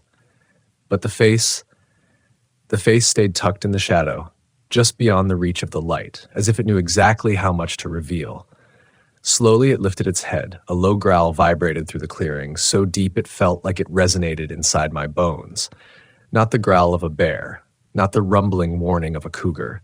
This was lower, wetter, a sound shaped by a throat built thicker, deeper, older. It scraped upward, ending in a short, sharp grunt that sent every muscle in my body into a rigid lock. The creature inhaled, loudly, a deep, cavernous breath like someone drawing air through a long, hollow tunnel. It was smelling me. I didn't move, couldn't move. Even my thoughts became stiff and small. Another breath, closer this time, carrying that metallic river rot scent that clung to the back of my tongue. That smell had been near the granite wall, near the footprints, near the cave-like gully, and now it was directly in front of me. I tried to swallow and barely managed it. My body kept screaming one word, run. But running from a predator isn't instinct, it's suicide. Whatever stood in front of me moved with the confidence of something that had never once questioned its dominance of the forest. I didn't speak, I didn't dare, but the forest did. A long creak rolled through the trees behind us, as though a massive trunk were slowly twisting. Needles rustled with no wind. The trees felt tense, strained, holding an old breath. The creature shifted its weight. I stepped back. It growled again, this time snapping into a brief, guttural bark, so violent and sudden that my flashlight flickered. My legs buckled, and I caught myself on a fallen branch jutting from the ground. The creature's head tilted, curious, almost thoughtful, as if assessing whether I was prey or something else. Then, from the gully behind me, a faint voice drifted upward. Not my name this time. A cry. High, thin, terrified. One of the hikers. Alive. The creature's head snapped toward the sound. Its whole body tensed, shoulders rising like a mountain heaving upward. For just a moment, just one brief window, its attention shifted. That was all I needed. I ran. Not strategically. Not safely. Pure survival tore through my muscles, and I sprinted into the trees, branches whipping at my face, brush clawing at my legs. The forest blurred into streaks of green and gray. Behind me, the creature bellowed, a roar so deep the ground shuddered beneath my feet. Panic. Raw. Violent. I felt it tearing at my chest with each breath. The roar came again. Closer, a furious sound, enraged at losing sight of its quarry. I didn't know where I was going. I only knew where I wasn't going, anywhere near that gully. The ground dipped without warning, and I stumbled, catching myself on my forearms hard enough to bruise bone. I forced myself upright again. Pain could come later.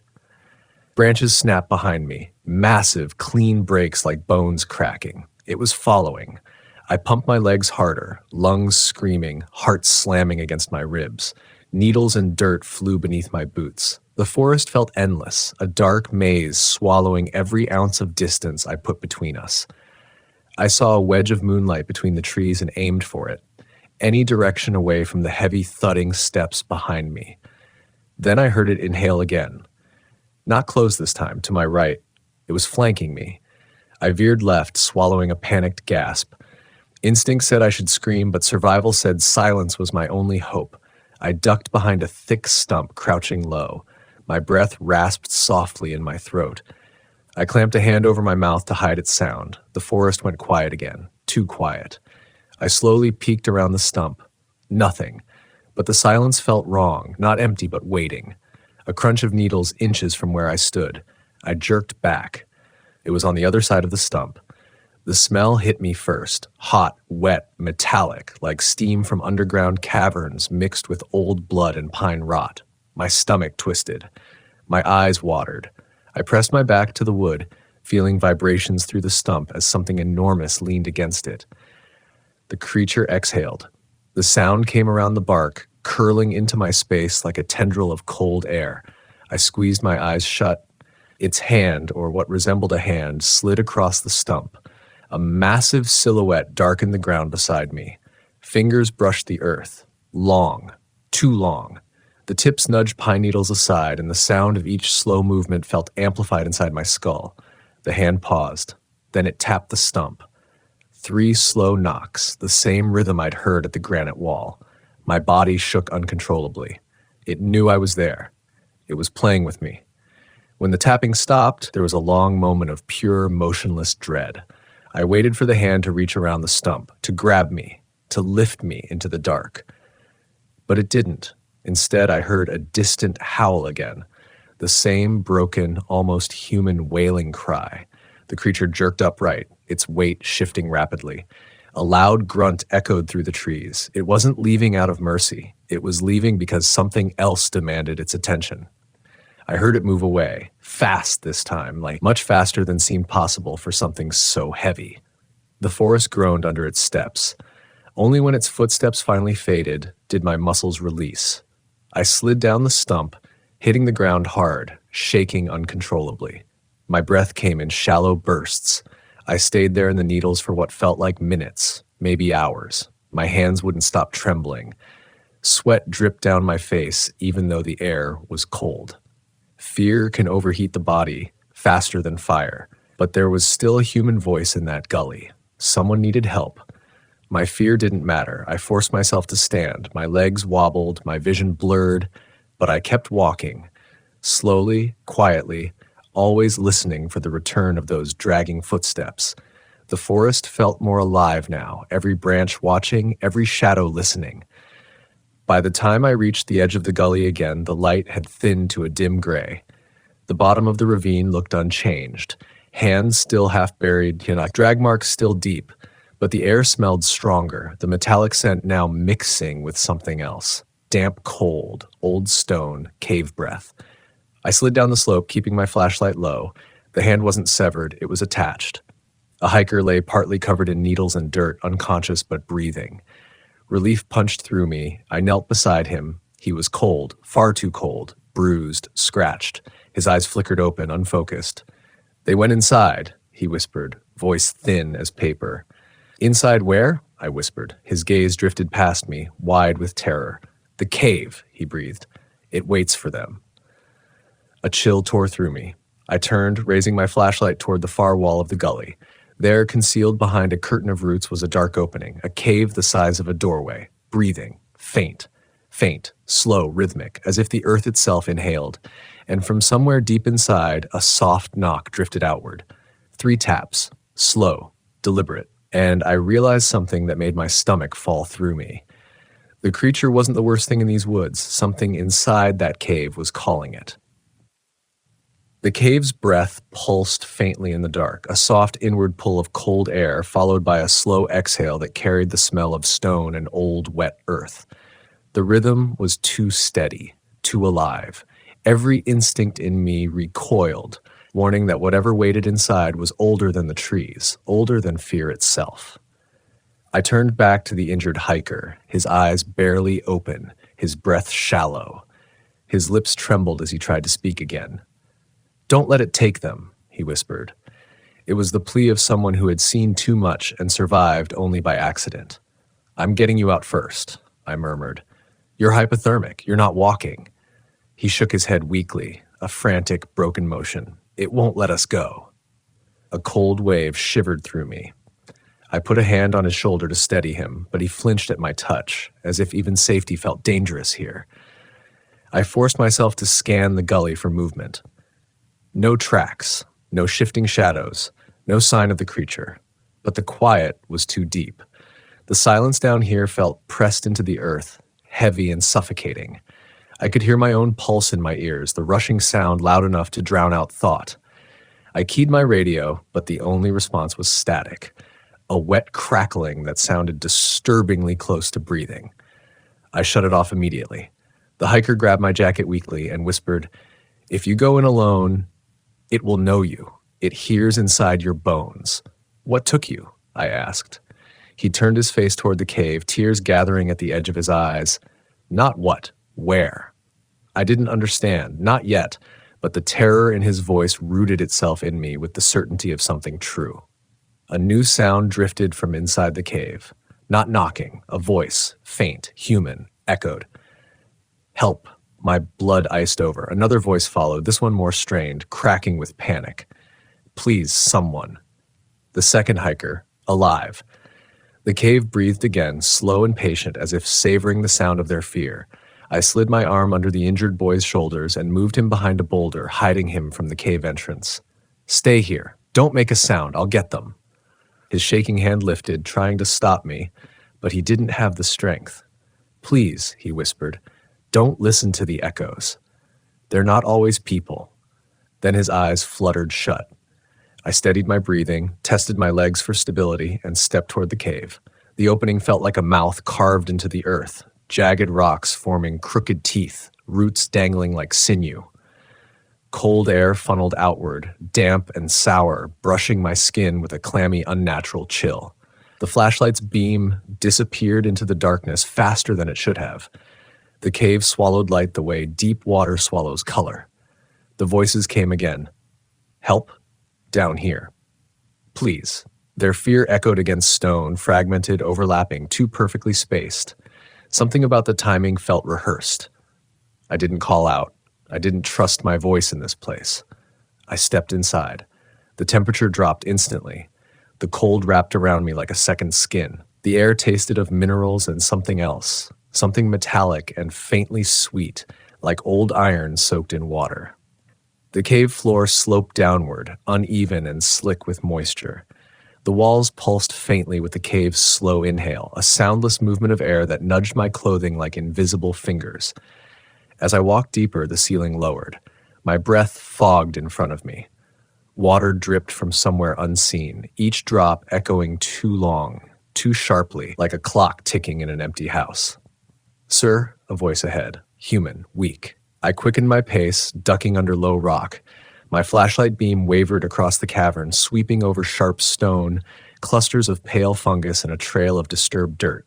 Footprints, small ones, 2 sets.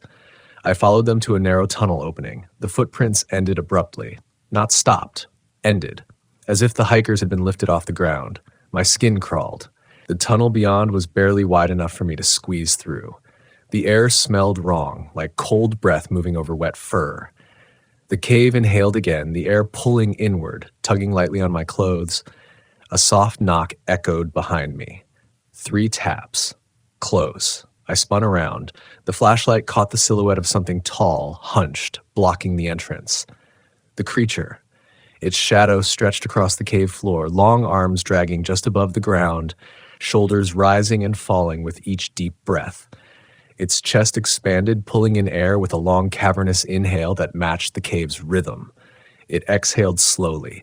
The air around me chilled, brushing the back of my neck with that familiar metallic scent. Every part of me froze. It didn't charge. It didn't roar. It simply watched. A long moment passed, an awful suspended moment where fear thickened into something tactile. Then the creature did something I still don't understand. It stepped aside. Deliberately. Calmly, as if giving me permission to go deeper. It wanted me to follow the hikers, or it wanted something else entirely. My legs trembled as I turned back to the narrow tunnel. The creature remained in the entrance, its massive form blocking any hope of escape except forward. I crawled into the tunnel. The stone scraped my shoulders, my boots slid on slick rock. The tunnel bent sharply, forcing me to twist sideways. Every breath felt too loud. Every inhale tasted of earth and rot. Then the tunnel widened suddenly, opening into a small chamber lit only by bioluminescent moss, a pale, sickly green glow that clung to the walls like ghostly fingerprints. And there, slumped against the stone, were the 2 missing hikers. Alive. Barely. Their eyes snapped open when my light hit them. Pure relief washed over their faces. "Sir, behind you," one of them choked out. I held up a hand. "I know. Stay still." The second hiker pointed deeper into the chamber. "It brought us here. It kept us from going to sleep. Every time we closed our eyes." His words cut off as the cave inhaled again. A low rumble rolled through the stone beneath us. A second knock echoed from somewhere further inside, not from the entrance, from deeper in the cave. The boys flinched. "What's in here?" I whispered. "The walls," one said, voice shaking. "They move at night. They whisper. They knock." It wasn't the creature calling us. It was something else. I pulled them to their feet, draping their arms over my shoulders. They were weak, trembling violently. "We're leaving," I said. A third knock answered me. Closer. I turned the flashlight toward the far wall and froze. The stone was bulging, not cracking, not shifting, bulging outward as if something just behind the wall pressed its hand, its body, its weight into the stone. The rock flexed like skin stretched too thin, straining with each movement. A long finger-shaped protrusion dragged beneath the surface, tracing a slow line across the stone, the wall indented under its invisible pressure. The boys whimpered. The cave exhaled. The creature at the entrance growled in response, a long, low warning sound. A sound of fear, not aggression. Whatever was inside the wall was older than it, stronger, hungrier. The bulge in the stone pressed deeper, the finger-like shape sliding slowly downward. That was enough. I lifted the hikers, pushing them toward the tunnel entrance. Move. Now. One stumbled, nearly falling. I hauled him upright. Behind us, the stone wall began to crack, not breaking outward, but sinking inward, as if something on the other side had hooked its fingers into the rock and pulled it toward itself. I didn't look back again. The boys crawled into the tunnel first. I followed, constantly checking over my shoulder. The tunnel seemed to close in on us, shrinking, pressing. A deep groan echoed behind us, a sound like a massive weight shifting through the earth. When we emerged back into the gully, the creature still stood at the entrance.